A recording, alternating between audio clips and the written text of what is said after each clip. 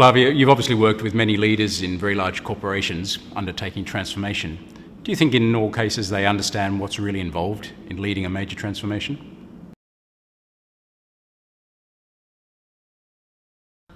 I believe that anyone who has a senior position in an organization knows exactly what it takes to change. The question really is, why is it then so often we fail? And I think it comes down to, Stephen, to really precise leadership, and then the articulation or the manifestation of leadership in a program that takes the business to another level. So I guess I'm going to share a story with you quickly about an organization that I felt didn't do this remarkably well. It was a petrochemical company, and I was called in because they were actually bringing a channel, an association that they would sell their products through, into the fold, okay? And they were launching what they considered quite a large organizational change program, and they said, Flavia, we just want to know what we're supposed to do. So they called me in. And I sat around a boardroom table with the head of sales and the CEO and the CFO and the head of operations, and we had public affairs, and everybody was around, and they were all very interested. And I said to them, tell me then, what does the organization look like when this has been achieved? What does good look like? And Stephen, you could have heard crickets. The room was deadly silent.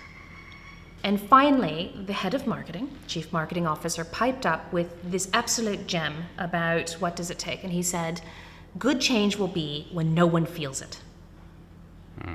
Far out. And I sat there thinking to myself, Stephen, how can we possibly succeed when we don't actually know where we're going? I think it was Lewis Carroll in Alice in Wonderland said that if you don't know where you're going, any road will do. So do they know what it takes? Yes. Do they actually articulate a future state? Not often enough.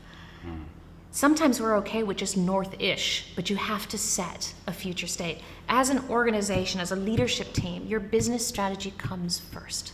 Where are we going? Articulate that. It's important. Is there kind of a, moving away from the day-to-day business communications into more of a mythology around the end state? Is it more glorified than that, do you think? No, I don't actually think so. I think the end state has to be, I think we need to celebrate simplicity, Stephen. I think oftentimes we get caught in motherhood statements about what the end state is. When you're presenting board papers, those motherhood statements are not necessarily included. They're very pithy, they're very accurate. This is our business strategy, this is what our growth looks like, this is our product profile, our research investment. Somehow we feel that needs to be watered down when we approach our organization, when we approach change. And I actually think it's leaders knowing what it takes to change, but finding the courage to articulate that and then stick with it. Because the moment you allow consensus to creep in, you're working around, you're trying to do what's politically correct, and what happens is your program loses relevance and it's unrecognizable. If I was a risk-averse CEO, and given the statistics around the number of transformations that actually fail, would it be better that I just don't transform at all? Would it be a safer option? That is, Stephen, you're spot on. I think there's a couple of things in that question. I'm going to unpack that a little bit. If you're risk adverse, you first and foremost need to ask yourself, why am I going to invest in a change program? Research shows that this burns about 25% of total resources in the company to deviate attention to a change program. And I don't know about you, but as most CEOs, and I myself included, don't necessarily know I'd put that on the roulette table. Yeah? So you really do need to be very precise, first and foremost, why you're doing this and what it actually good looks like when you're done. Has to be measurable. Yeah? But then there's also some tools you have available to you, which is something that I believe is absolutely mandatory, which is a value realization case. If I make this change, I will increase the value in the organization by X. If I might use an example, if I'm looking at supply chain, I have to do a value realization case against every point in the chain to say, if I use standard processes, if I plan my work and work my plan, the value I extract is X number of dollars in increased production, I work a safer environment, and I'm more efficient. This allows me to grow. Does that make sense? So in order to say, not only do you have a vision of where you're going, it's well articulated, but the value realization says, why bother making the change? My favorite quote today seems to be from Lewis Carroll, but he also said, the only people who equate pain with success are the insane. So don't go through the pain. Understand why you're doing this. I understand where I'm going. I understand why I'm doing it, and I actually physically have a dollar value that I can attach to it. This also is not just related to manufacturing, but can be around human resources and people strategy. How do I release latent value in the capabilities I have in the business? It pertains to finance. In the case, as an example, Stephen, of should I outsource financial services that are transactional, or should I hold them in-house?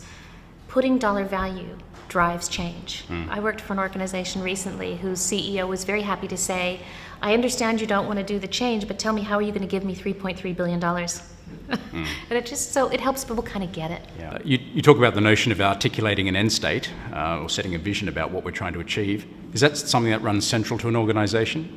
In other words, should every business department have their own vision about what it means for them? Yes and no. That's a good answer, isn't it? Covers all contingencies. Yeah.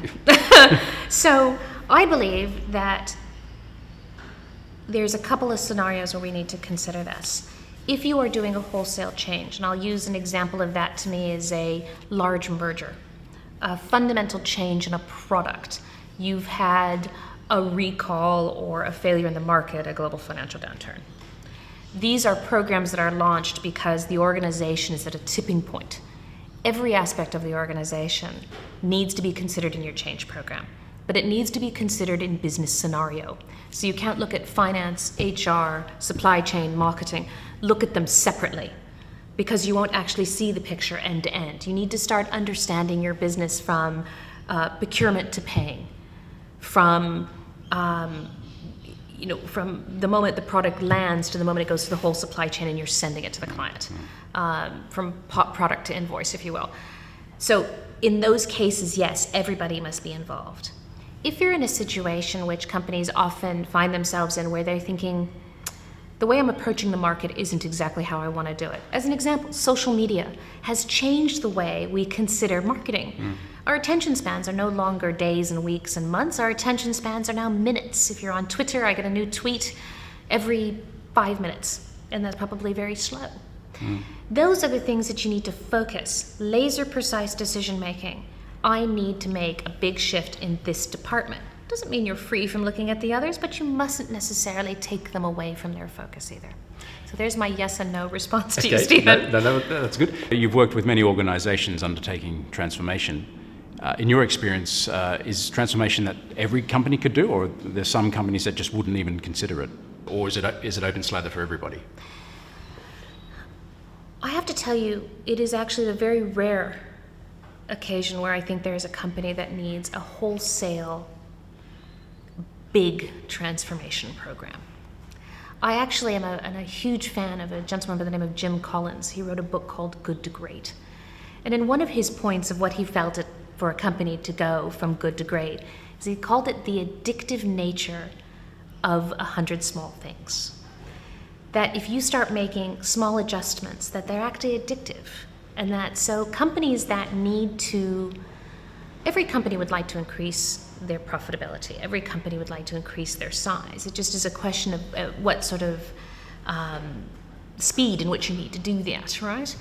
So I think before companies say, I'm going to segregate off this whole change program and I'm going to announce to my organization and to the marketplace, look at me, I'm transforming, that resources, time, leadership focus might be better at saying, do I have standard processes that are repeatable, that link to a governance process, that link to my business strategy, that then link to the people that I have in the roles responsible for delivering that strategy?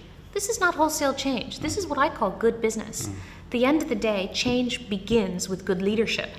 But that should be a daily occurrence, not something we stop and go, wait a minute, I'm going to be a good leader today.